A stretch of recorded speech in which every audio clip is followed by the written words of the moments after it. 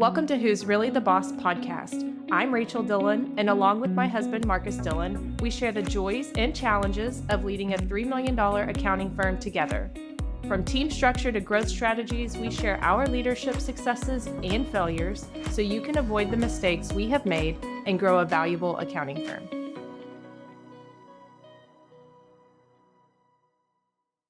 Welcome back to another episode of Who's Really the Boss podcast. Hey, thanks for having me back. Excited to record with just you and me this week. So that's a little bit different maybe than the last episode. Looking forward to our conversation. Yeah, we've been spending a lot of time just you and me here together. So I'm sure people will hear Cash in the background. He's still the plus one for now. And you want to give a little bit of an update family-wise about why it's just you and me spending so much time together? Yes, so recently we dropped off both daughters at college. And so they are both in the North Texas area and about an hour from each other, but quite a ways away from Houston. So I think we're officially considered empty nest, but having the dog that's high needs, high maintenance doesn't feel so much like empty nesting. Yeah.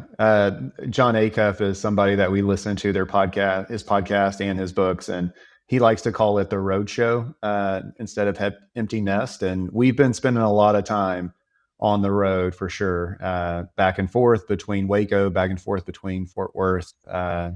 Even today, after this is recording, we're heading up to Fort Worth for the holiday weekend. So it's been good, but putting a lot of miles on vehicles with the commute.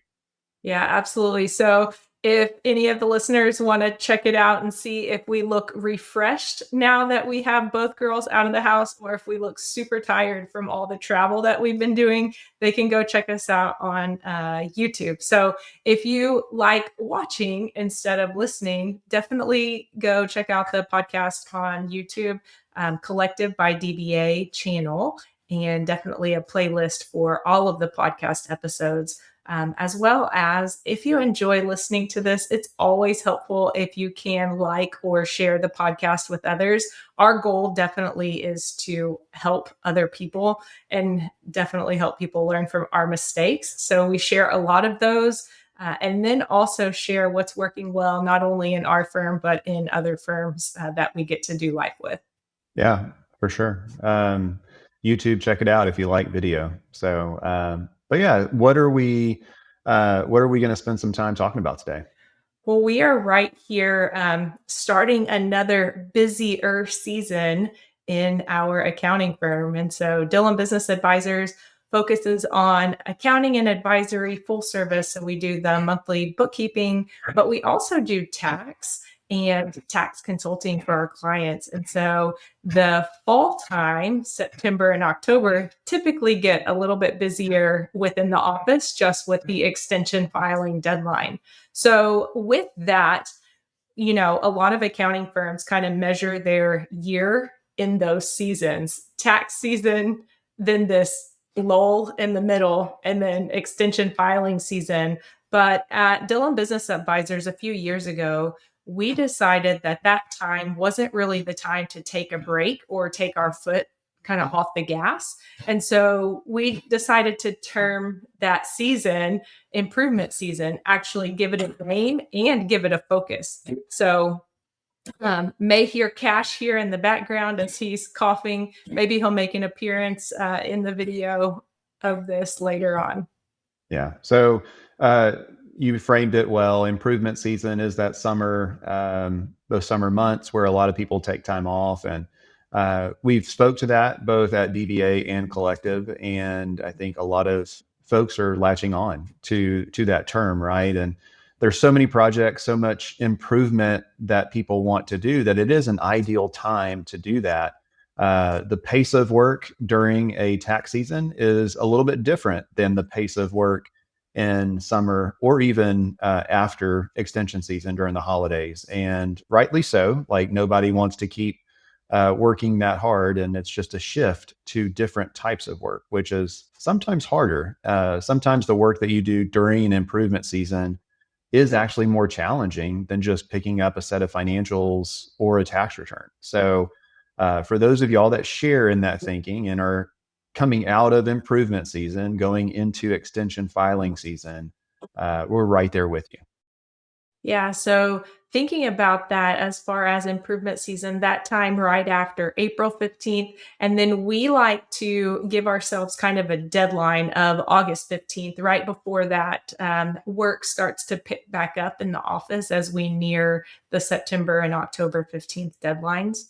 And so this past year, at the end of April, we actually shared an improvement season guide to help friends through Collected by DBA. So we actually shared a resource that was a free download, still available in case anybody wants to grab that. But really, we wanted to talk about and recap what Dillon Business Advisors improvement season looked like. So we have that guide available. If anybody would like it, we can definitely share that with you. If you just email us, I'm happy to share that resource with you if you haven't found it yet.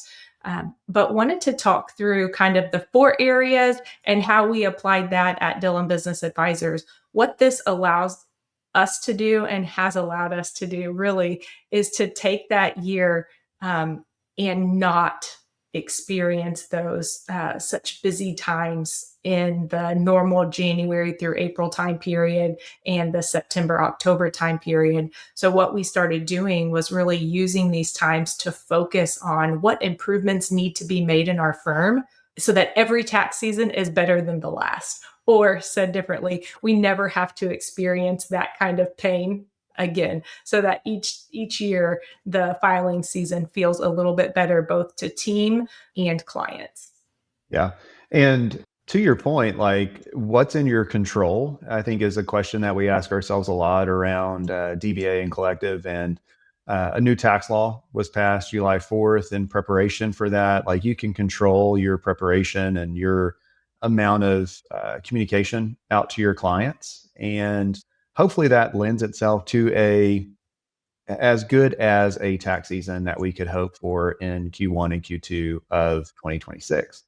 If you wait, to your point, we always try to do things for improvement, but there are external variables like a new tax law or like a reduced workforce at the IRS, and that applies to taxes. That could apply to different parts of the accounting business as well. But yeah, I think improvement season really starts with recharge, right? And so we're going to go through each one of these areas. And that first area, which is important to anybody, especially if they're coming out of a season where they've worked maybe more than they wanted to, or just the stress and anxiety that goes along with a deadline was a little bit higher than what they wanted to be consistently. So recharge is, a few different things to us. Both, at Collective, we actually had an event called Recharge, and we will continue to have that event called Recharge. And while the destination may change for that event, and I know that's an Easter egg for some, yeah, I think it's an important kickoff to improvement season.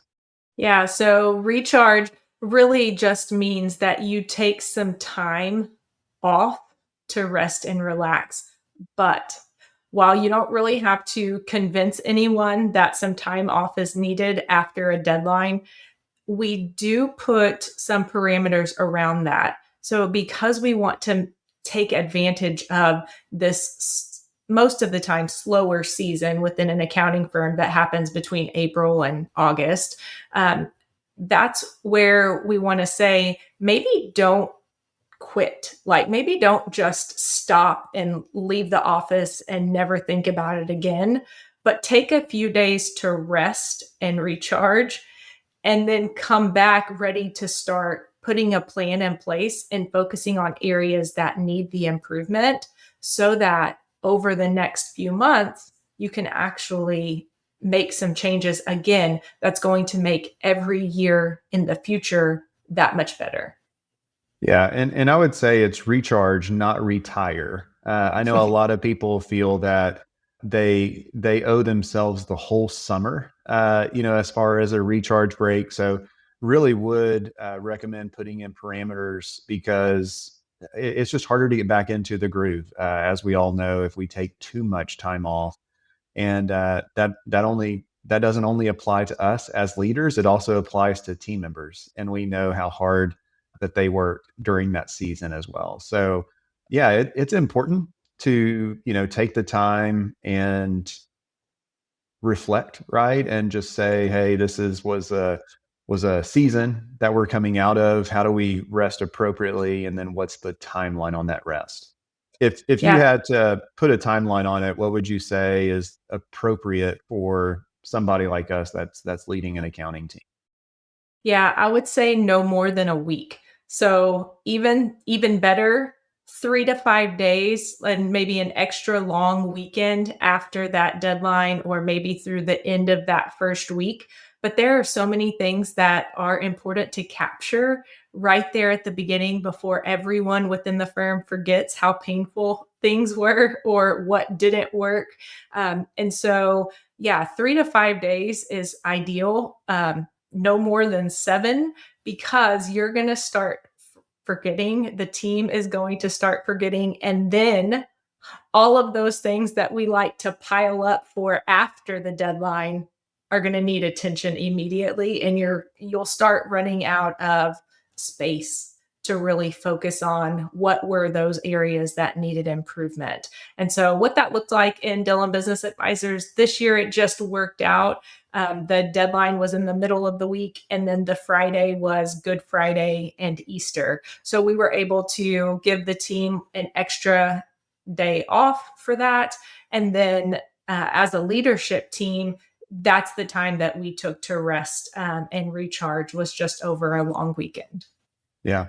And I think we were proactive, even though we're all going to be taking some time off and, obviously re-energizing ourselves after the deadline, right? But for us, we're kind of balanced even leading up to that deadline. But there is always stress involved with things that come up at the last minute. So some proactive things that we did is we had like the tax season survey teed up and ready to go to our team. It was sent to them. It just wasn't required to be completed until that next week after Easter, and a lot of people did fill that out maybe that week of the deadline because they were, in between tasks and making sure stuff got done, and they weren't really going to be starting anything new. So that was just a good, filler for some of those gaps. And I would recommend anything that you can schedule, anything that you can put in their hands, and then give them a longer timeline to kind of think about and prepare that. But when we came back after Easter on Tuesday, we had those results ready to go, and that was really recapping, the next stages of the improvement season. Yeah, absolutely. And before anyone turns off the episode and says, I'm not listening to this because I'm taking a vacation after busy season, we still took a vacation. I feel like the month of August was a super long time off for the two of us at least, where we were traveling multiple places, working a little bit in between, but a lot of vacation time. And what that meant was we had a lot of things to focus on and get done, get the team and all of the people that we work with, whether it's outside vendors or whatever it may be, kind of in line on a plan and executing before we just disappeared for days at a time where we weren't available to others. And again, it's just about not letting that momentum stop. So it's not about never resting or never taking a vacation. It's just about strategically planning when you do that so that momentum continues. There's a lot of momentum going during busy season. Everybody's working, firing on all cylinders. And then you don't want to just stop, let everything come to an abrupt because then it's so much harder to pick back up and get really focused and get into a good kind of rhythm and pace. So that's all we have to say about recharge and kind of strategically planning. Maybe instead of immediately the day after the deadline disappearing, maybe you postpone that, rest for a couple of days, come back, get a good plan in place, and then once it starts executing, then then disappear for a week or a 10 days or however long you like to be out.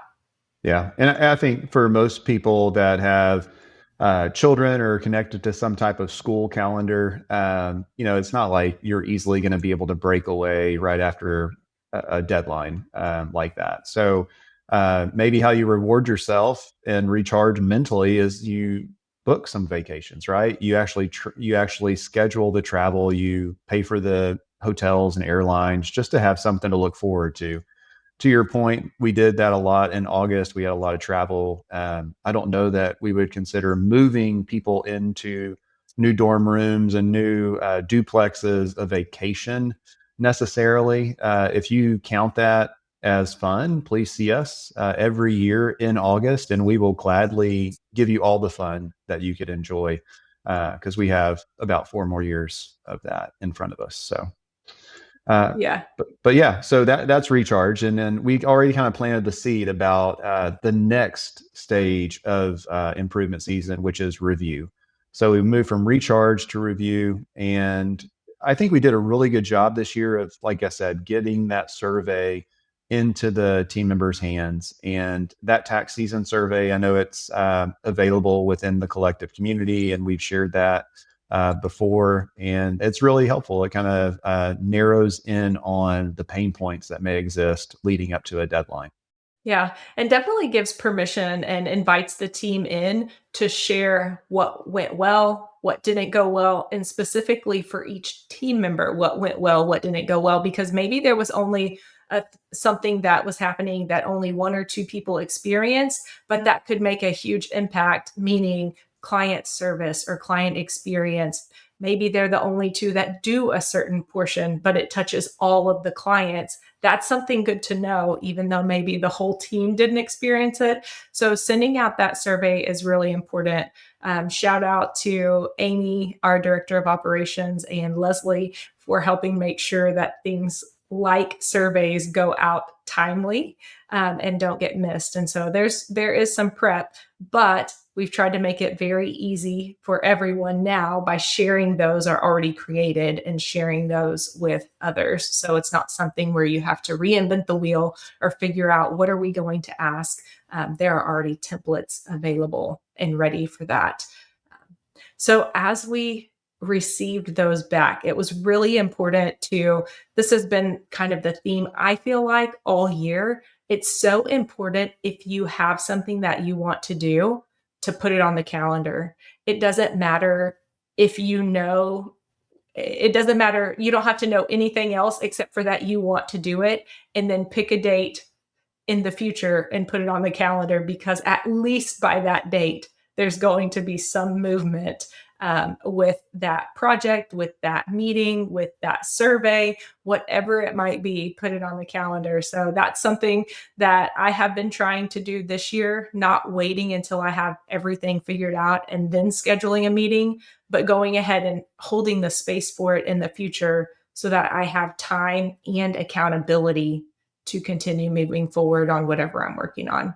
Yeah, your calendar link and my calendar link both float around to a lot of different people, and you always want to make sure that that calendar is blocked appropriately, or personal events and things like that are blocked out, just because as two of the team members that really are leading the growth aspect of DVA and collective, we have to be available for phone calls and things like that. So would highly recommend that you review your calendar and live by that and stay true to your ideal work week, your ideal days, because that also, I mean, that just breeds into a healthy work life balance for sure.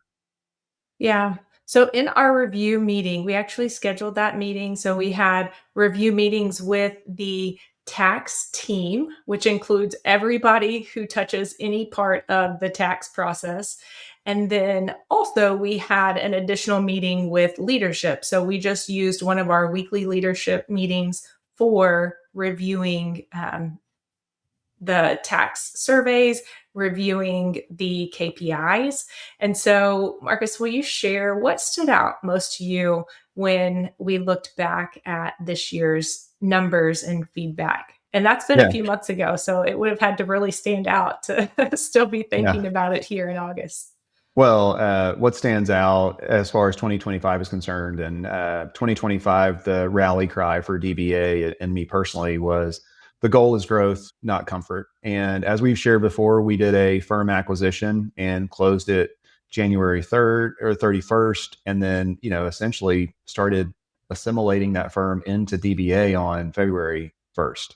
And as part of that, when looking back over really what could have gone better during February through April, one main thing that we saw was a process improvement. If we're going to do another acquisition like that and immediately start working on client work and client files, we need to have those clients sign an updated engagement letter with 7216s as part of it, because when we looked across the service team during those few months and not having those 7216s, which that's just the disclosure that has to be signed so external contractors, including foreign contractors, can work on a client's tax forms.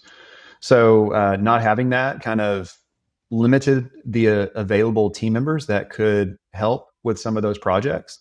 And I would say if we had the whole team available to help, it would have gone a lot smoother. But we did have to reshuffle some engagements to avoid breaching that confidence that we would have with clients. So highly recommend getting updated engagement letters and 7216 signed the very next day or timely. We learned from that, and everything still worked out. It was still fine. Revenue, obviously, after doing an acquisition, we expected it to be up. It was up. The team did a great job as far as the number of projects completed from an accounting side, which drives so much of the tax side.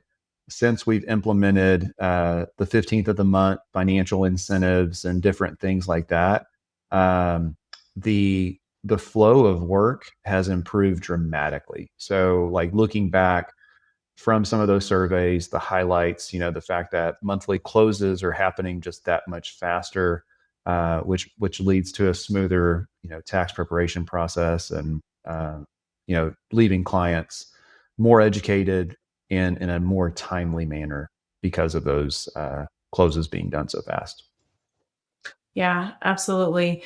And so I know some other initiatives have come out, and we'll share that as kind of what our improvement season consisted of. But after we received back that survey data, after we talked through what were the areas that were hard for people and what areas needed to improve, then we were able to really take that and align it with our or hold it up against our mission, vision, and values, just to really make sure that whatever goals and initiatives we were going to set in place for the next few months or through the end of the year still align with what we believe, what we're working towards. Not that those things can never ever change, but sometimes it's reminding ourselves, reminding the team what that bigger vision is, reminding them and helping them put themselves into that mission. So making sure that we're refocusing on that. Again, doing that as a leadership team. And then also during our mid year team retreat, going back through those things to make sure that are the things that we're placing priority on, are the initiatives that we're trying to do and implement, do they still align with what everyone knows to be true about Dillon Business Advisors? Yeah. Yeah. You have to have those checkpoints in place, and those other people there, whether they're checkpoints or accountability partners, to make sure that you're not going down a rabbit hole or, stewing on one area or comment or anything longer than you really need to. So but no, that really reinforced a lot that we felt during that time. So hopefully, when you do a survey like that and you invite whole team in, it's more confirmation versus surprise. If you're surprised and maybe not involved in the day to day, then that could be shocking potentially. If there was a big comment on some of those surveys, but nothing really surprised us. It was just reinforcing what we already knew and what we needed to work on over the next few months during improvement season? So we've gone through kind of the first three parts: recharge, review, refocus. And then the fourth part of improvement season is refine. It's definitely the longest part because during the refine, you're actually setting the goals and initiatives. Then you're setting out the execution plan, and then you're constantly checking in and adjusting where needed to continue to make progress on whatever those goals and initiatives were. And so the way, in Dillon Business Advisors, the way that we monitor those or track progress on those, we talk about them weekly at lead team meetings, and then specific areas at weekly team meetings that we're like currently in the middle of addressing. If it's something that's more the responsibility of one or two people, then those check-ins happen in our one-on-ones. So those we have one-on-ones every other week. Those are set up with a team leader and some of the people that they work directly with. So that gives opportunity to go back and kind of do status updates and checks, and then offers a lot of accountability, but then also support if things are not moving along or kind of running into roadblocks as they're going. Yeah. And this can weave in nicely if your business, if you follow EOS or some other type of e- system, operating system. This is already kind of reinforced in those pre-scheduled weekly, monthly, biweekly meetings, however those are done. So would just definitely recommend taking the data from the recent survey or the recent recaps and factoring that in instead of just ignoring it and saying, "Oh, we did a good job. Let's keep working on what we thought we were going to work on," or just disregard that altogether. We did good enough. We'll do good enough again next year. So, but definitely the refine. I think that weekly accountability has definitely helped momentum keep going. And there's been times, you look up on any given week during the summer and you've got team members out, you've got lead team members out. And if you wait for everything to be perfect, then you're just never going to move forward. And so by having that visibility across the team or teams that you're really putting those initiatives in front of, you can keep moving forward while others are taking vacation with family or having other priorities than that meeting for the day. So would highly recommend just refining that and making sure that it is frequently being addressed, because accountability during the season is a pretty big one.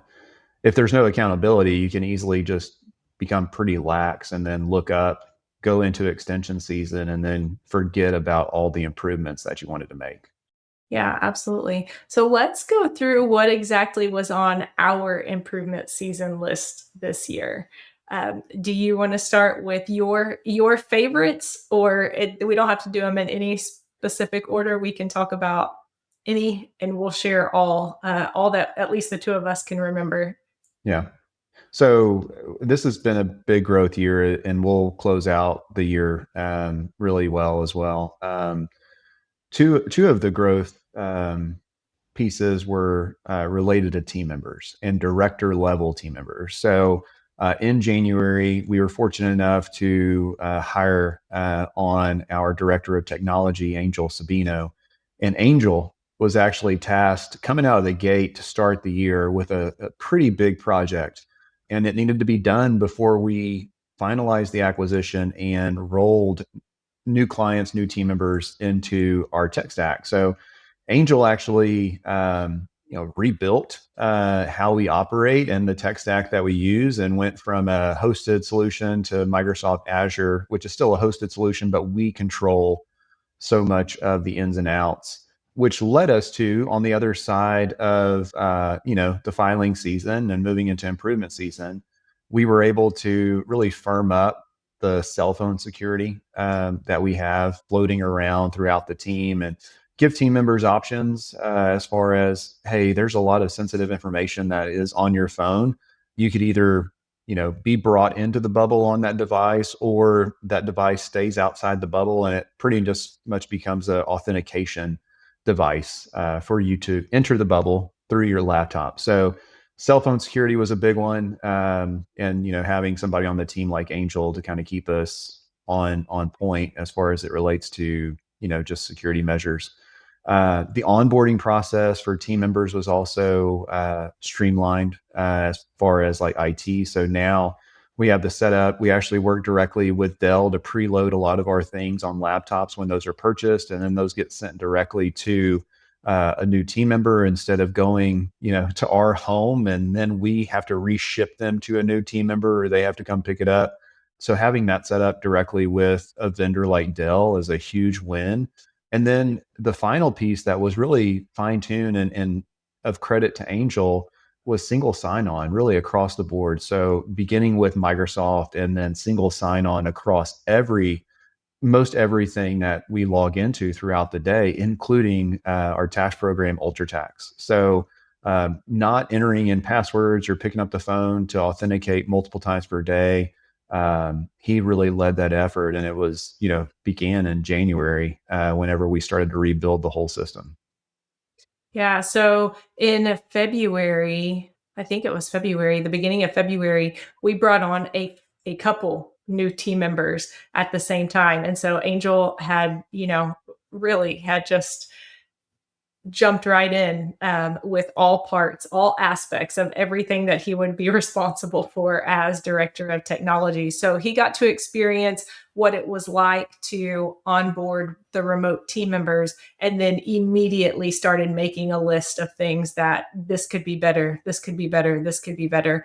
And, not necessarily better for him, though that I'm sure was a huge thought in his mind, but the new team members experience, so that it doesn't feel clunky, so that they don't waste their first, not waste, but so they don't use their first 2 days just trying to figure out IT and how to log into programs and get connected. But they can really do that in about 30 minutes on their first day, maybe 1 hour max. And then from there, they're immediately starting to meet new team members, learn all the things about mission, vision, and values and services, rather than just fighting and struggling with technology. So that's huge. Cell phone security, we really enjoy being able to work anywhere, anytime. And what that means is that without our phones having that extra level of security, our phones really carried the same information that you could access from our server, from our laptops, from kind of anywhere. And so that was a huge help, but also something that we needed to make sure that we communicated well with the team, because it could feel like, why are you trying to take over my phone? What information are you trying to get? What are you trying to monitor as far as what the team member is using on the phone? So I think that that's important too, just to highlight that even though as an owner, as a leader, and you have kind of all of the background and see the bigger picture of like, oh, yes, that's an entry point for someone who shouldn't have our data to get in. And it's a fairly easy entry point for them to get in.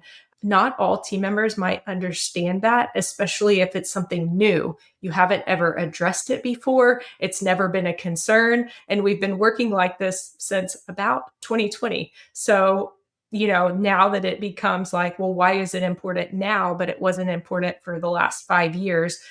We decided to have those conversations in person at our mid-year retreat, just because it could have been difficult in nature to explain everything and communicate that well to team members remotely. Can you do it? Of course you can do it, but also you can have more conversation, especially for ones who have reservation, in person, and really understand where both parties are coming from, to try to clear and clarify why it's important and how it actually works. Yeah, and we gave people the option. Obviously we subsidized their cell phone with the technology reimbursement, but we gave them the option. We didn't want to pursue an additional device. We have some friends that are in financial services or banking and they have two cell phones, one personal and one business. We didn't want to go down that route unless we have to. So we treated people like adults, had the conversation face to face at our mid year retreat. And yeah, it seems to be going fine. I would say the second part that we really worked on during improvement season was just candor within the team, soft skill improvement across the board. And whenever you lead a remote team, that can be a challenge, especially when most of your interactions are over video throughout the year. So we took the time during our mid-year retreat while we were all together in Mexico for a few sessions to improve that candor and really talk about conflict within the team, what healthy conflict is, and how that conflict can be used to improve as a team. Because we would love to continue to pursue excellence, and with that pursuit, we have to challenge one another to make sure that we are staying on top of the things that we need to. Just a big accountability play for sure. And that's where inviting your fellow peer, your fellow teammates to hold you accountable, that could feel uneasy. But if we're all trying to improve and we're all on the same team and, with the effort of client service, then we should be open to that. Yeah. And both of those, as far as allowing people to challenge each other, no matter their position, role, seniority, it doesn't matter, but allowing people and even offering up appropriate times of when to do that is so helpful. Some might think, well, that's common sense. People should know that they should be allowed to say a different opinion. Maybe the rest of the team is thinking about something in one way, and you and your mind are thinking about it completely different, but you don't want to ruffle any feathers or cause a problem by saying, hey, I don't think that's right, or I don't see it like that, I see it like this.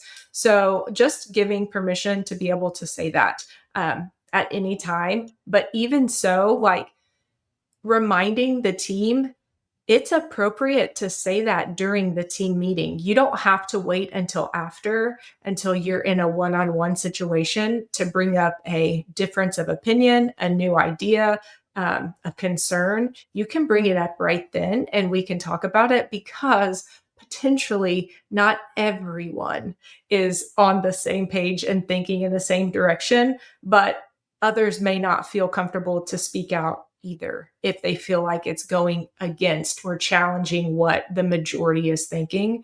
And then, as far as the peer accountability, again, it's just permission and inviting others and saying, hey, I think one example thrown out was, if I get really quiet in a meeting, I'm not offering suggestions or information, could you ask me what I think about that? And then just giving permission for that accountability, because sometimes it's a help me refocus and get back into the conversation. And other times it's like, I need to know for sure that it's okay to offer my opinion in this meeting. Or if you don't ask me, I may have something, but I'm not going to share it without being explicitly invited in that scenario. So I think that those were huge. They were helpful for team to talk. We did some role playing exercises, and then of course have maybe not talked about those every single week. We did that at team retreat. So I have to say, we haven't really gone back and addressed that again in a team meeting. But I do know that it has helped, that there is more discussion and conversation in team meetings. People don't feel like they just have to stay on mute or just stay silent, since ours are in a remote Teams environment. Yeah. Yeah. And I would say that the next thing that we really worked on was client alignment as part of improvement season, kind of taking we made the technology improvements, we did the soft skills, and then it was getting into, okay, the work, right? So with the acquisition, we needed to address, like, hey, who's going to serve these clients, long term, and how do we serve them? So taking some of those monthly recurring clients that were acquired at the beginning of the year and putting them into our team of three model and making sure that that team member who did come over in the acquisition, that she had the right spot on that team of three to continue to serve those clients, but then also support her moving forward with the appropriate leadership, both in a controller and a CFO, to really have her back on a weekly and monthly basis with client things that come up, and really to take take information from her and really help serve the client. And we've seen that work really well with a few of those clients. A few have latched on to our service model and really enjoy it. The others, it's one of those things where they were acquired and they were used to the way that it always been done. So it's a little bit, like we're trying to convince somebody that our service is a better option. But I think, you just consistently show up and you consistently show them why the team of three and why constant proactive communication is a better option versus retroactive. Yeah. And I think you alluded to it that not every single newly acquired client appreciates how defined our team structure is and our service models. And so trying to help bridge that gap. So, moving them into service by a team of three, but because that acquisition happened in February and we're still in the same calendar year, it hasn't even been 1 year, introducing more support to them. And then from there, as needs arise and they are needing things on a more consistent basis, because these clients, some are used to having things on a quarterly basis and some are used to having services on an as needed, like as in a I need it right now, and then everything gets dropped and start working on that and get it to them. But as those opportunities present themselves, then we're able to explain more about why the monthly consistent basis of services works well, especially if they're having a pain point or needing something that's not able to be done in that instance, or even finding things that could have been better. Did we have some prior knowledge and just were able to get ahead of it rather than waiting until the moment of or after the fact? So I think that's important just to share that yes, we acquired a firm. Yes, the transition and acquisition has gone very well, but it's not perfect. Those clients, here however many months after, they don't look exactly the same as all of our clients who have been with us this entire time. So it's a process and it's picking and choosing what's best for that client, and then also what works well for our team and how we can manage and sustain that. And then that helps us determine what we prioritize changing, and then the how quickly we start to change those things, because these are great clients and so we don't want to run them all off. At the same time, we don't want to lose team members or jeopardize other client service because we're afraid to change. I think that is definitely something we are not afraid of at DBA is change, but definitely, keeping in mind that the client didn't necessarily choose this acquisition themselves. Yeah, and to that point, within that same vein, I think the last thing that stands out to me as far as like our improvement season is really just growth and evaluating additional acquisitions. Making sure that we're having the right conversations and really, for all the right reasons, not just to grow, but taking into account what that growth could look like, those additional families that we could serve, those additional team members that we could employ. And it's ultimately shifted kind of to where we're at today, where you and I and the leadership team, we're asking a lot of these growth questions about, what does it look like a year from now, 3 years from now? What does the team look like that's serving clients? What is that team? How is it structured? What are those service lines under the team?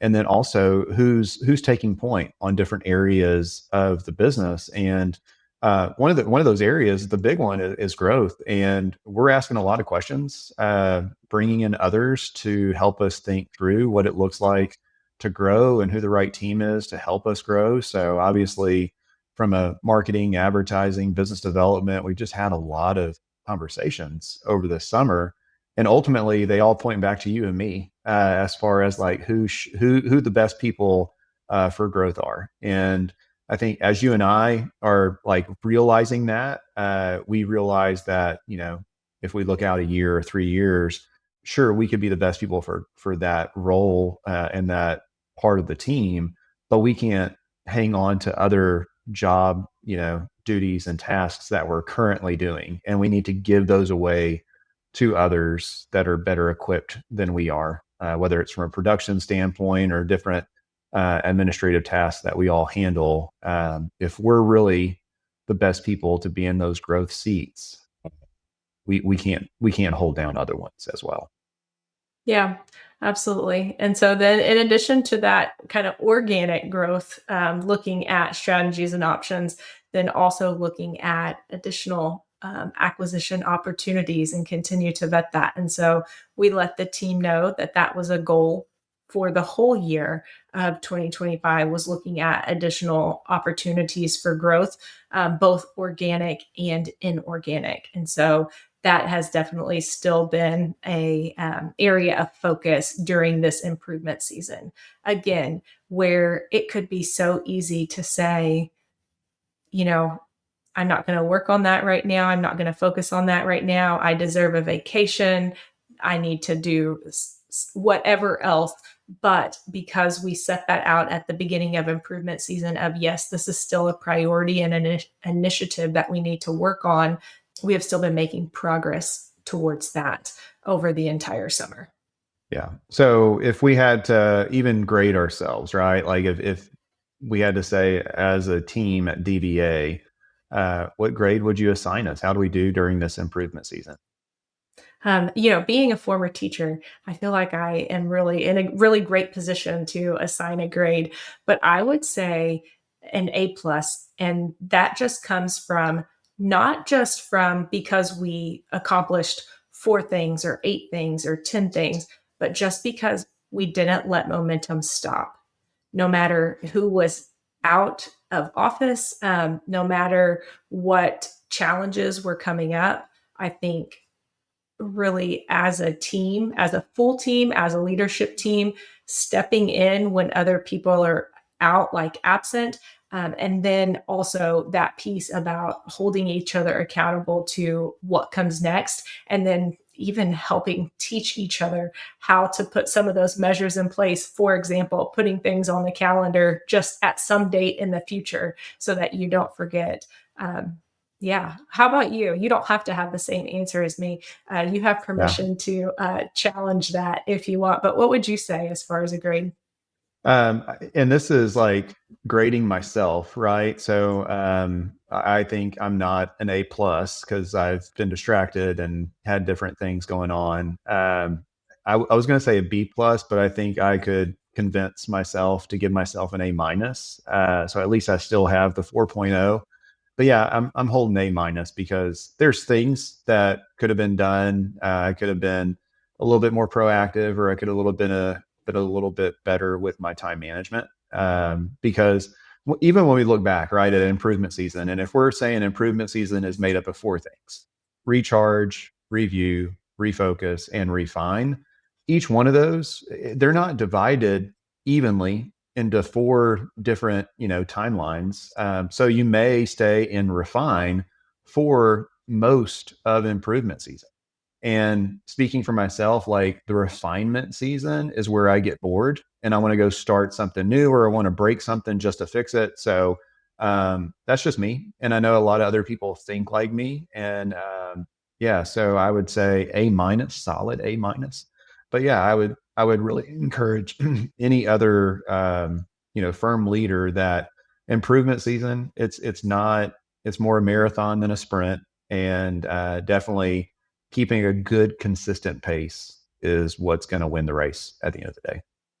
I didn't know I had permission to just grade you. My answer might change if I wasn't grading us as a firm and as a team, and I was just grading you. I might not say A plus on that Well, I'm glad the rest of the team brings my average one. up. I mean, that's why you have a team around you. So Yes, absolutely. Well, this has been a great conversation. What I do want to just invite anyone who's listening to this, if you haven't downloaded that improvement season guide, I'd love to share that with you. You can email me at rachel@collective.cpa and just ask for it. I'm happy to send that over. And then also, if you didn't start improvement season, you don't have to wait until after April 15th of the next calendar year. You can do your own mini improvement season, even if it's after October 15th through the end of the year. There's still a lot of progress that can be made. And definitely, taking a day off, reaching out to your team for some feedback still applies even in Q4. Refocusing and kind of realigning your mission, vision, values with initiatives. This will help you plan even for the year ahead. So don't feel like you've lost everything if you're just hearing about this and want to do it for this year. There's still plenty of time in the year, even if you want to wait until after the October 15th extension deadline. yeah. Well, thanks for leading the charge today on this conversation, and look forward to the next. Thanks for listening to this episode. If you enjoyed the conversation and want to learn more, be sure to visit collective.cpa. You can schedule a meeting directly with me, Rachel, by clicking on the Contact Us page. Be sure to subscribe, like, and share so you don't miss any future episodes. We look forward to connecting with you soon.